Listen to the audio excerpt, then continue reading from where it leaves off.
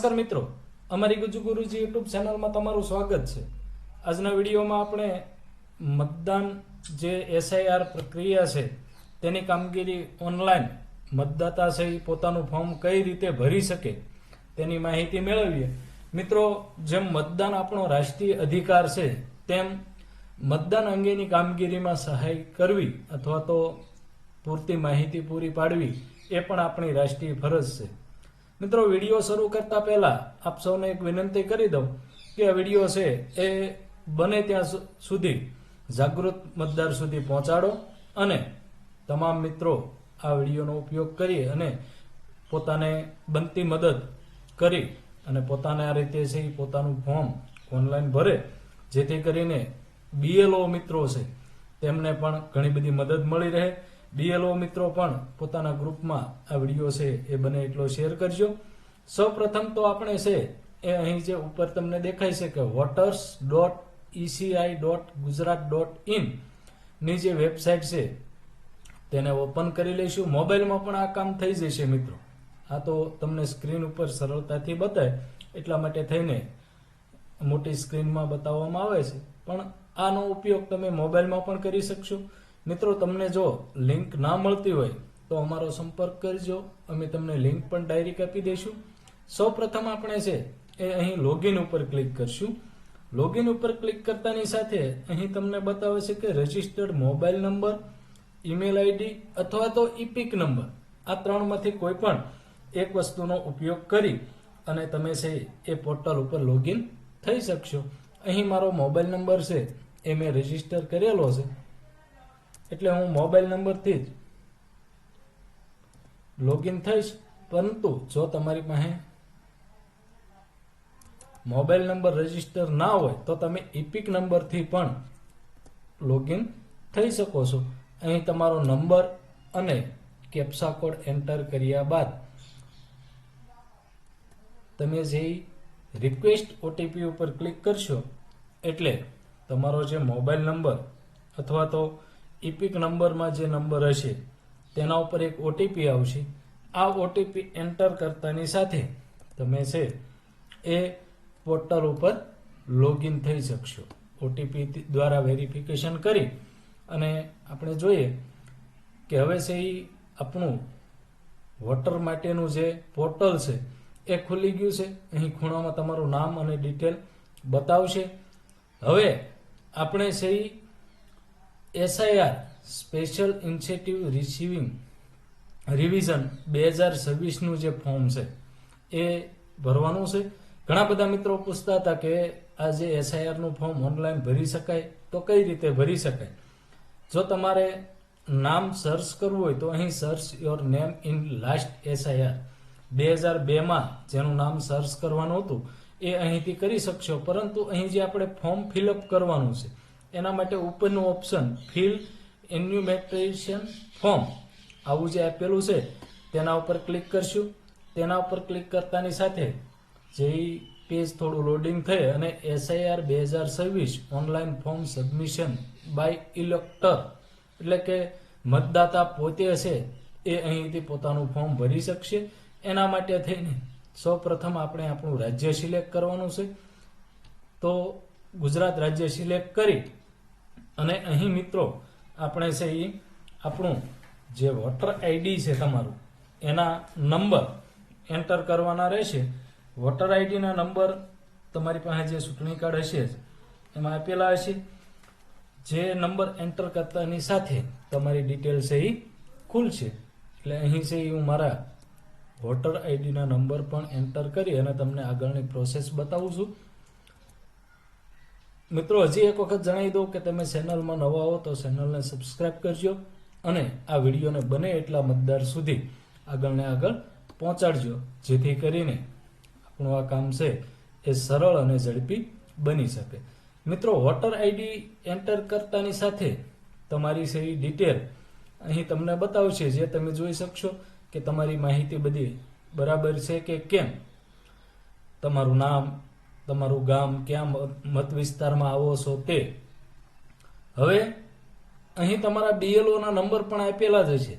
તમને કોઈ પણ જાતનો પ્રશ્ન હોય અથવા માહિતી ખબર ના પડતી તો તમારો BLO નું નામ અને નંબર અહીં આપેલા છે, જેનો સંપર્ક પણ તમે કરી શકો છો. પરંતુ મિત્રો, જ્યારે આપણે ઓનલાઈન ફોર્મ ભરવાનું છે ત્યારે ફરી વખત આપણે આપણો મોબાઈલ નંબર એન્ટર કરી અને સેન્ડ ઓટીપી ઉપર ક્લિક કરતાની સાથે ફરી વખત એક ઓટીપી આપણામાં આવશે. જે ઓટીપીની મારફત આપણે છે એ ફરી વખત લોગિન થઈશું, એટલે આપણું જે SIR નું ફોર્મ છે એ સંપૂર્ણ વિગત ખુલી જશે. તો એના માટે થઈને અહીં આપણે ઓટીપી એન્ટર કરીશું.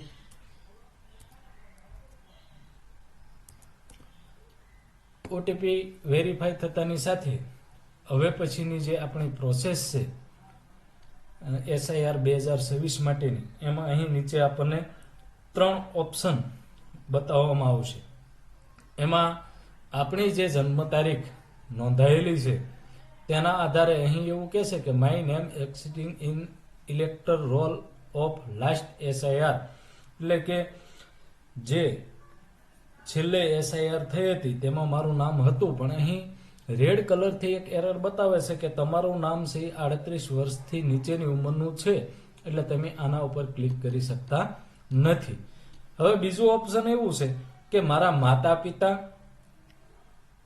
અથવા તો દાદા દાદી છેલ્લી SIR માં લાસ્ટ SIR, એટલે કે આપણે ગુજરાતમાં અત્યારે 2002 ની યાદી નક્કી કરવામાં આવેલી છે.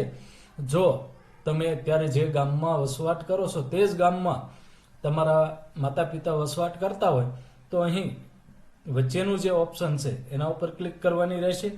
અને છેલ્લું ઓપ્શન છે કે છેલ્લી SIR ની મતદાર યાદીમાં મારું નામ કે મારા માતા પિતાનું નામ નથી. તમે 2002 પછી તે ગામમાં વસવાટ કરો છો તો હવે મિત્રો, જો તમે અત્યારે જે ગામમાં વસવાટ કરો છો તે ગામમાં 2002 પછીથી તમારા મમ્મી પપ્પા સહિત બધા વસવાટ કરવા આવેલા છો અથવા તો તમે આવેલા છો, તો નીચેનું ઓપ્શન ઉપર ક્લિક કરતાની સાથે એક ફોર્મ ખુલશે, જેમાં તમારી તમામ ડિટેલ, એટલે કે બર્થ ડેટ, આધાર નંબર, ફાધરનું નેમ, મધરનું નેમ, આ તમામ વિગત છે એ ભરી અને તમારો ફોટો છે એ અહીં સબમિટ કરવાનો રહેશે. અને ફોટો સબમિટ કર્યા બાદ સબમિટનો ઓપ્શન ઉપર ક્લિક કરશો એટલે છે એ તમારું ફોર્મ સબમિટ થઈ જશે.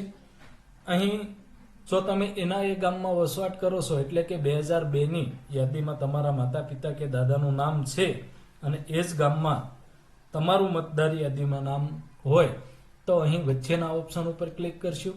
વચ્ચેના ઉપર ક્લિક કરતાની સાથે આવું એક ઓપ્શન ખુલશે કે તમારે છે એ તમારા માતા પિતાનું નામ અહીં શોધવાનું છે. તો સૌ પ્રથમ આપણે છે એ સ્ટેટ સિલેક્ટ કરશું. સ્ટેટ સિલેક્ટ કરતાની સાથે 2002 ની જે SIR થઈ હતી તેની એસેમ્બલી સિલેક્ટ કરવાની રહેશે.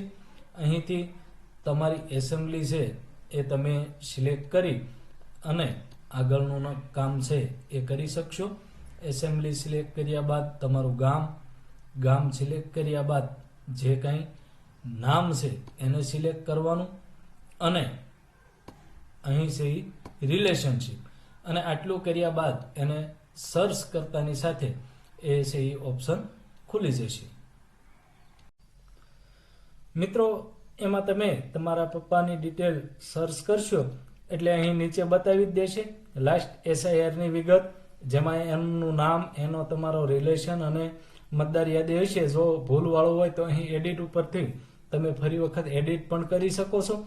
ઉપરના ફોર્મમાં ફરી વખત તમારી birth date, Aadhaar card number, EPIC number, પપ્પાનો, મમ્મીનો ઇપિક નંબર, એનું નામ, આટલી વિગત ભરી અને તમારો ફોટો અહીં સબમિટ કરી અને સબમિટના બટન ઉપર ક્લિક આપશો એટલે છે એ તમારું ફોર્મ, જે BLO મિત્રો દ્વારા ફોર્મ ભરવામાં આવે છે એ ફોર્મ અહીં ઓનલાઈન તમે સંપૂર્ણ ભરી અને એક મતદાનની રાષ્ટ્રીય કામગીરીમાં હેલ્પ કરી શકો છો. તો મિત્રો, આ વિડીયો સૌ મિત્રો સુધી પહોંચાડી અને બને એટલી કામગીરીમાં મદદ થઈ શકે તેવા પ્રયત્નો કરવા આપ સૌને મારી નમ્ર વિનંતી છે. અમારી સાથે જોડાયેલ રહેવા બદલ ખૂબ ખૂબ આભાર.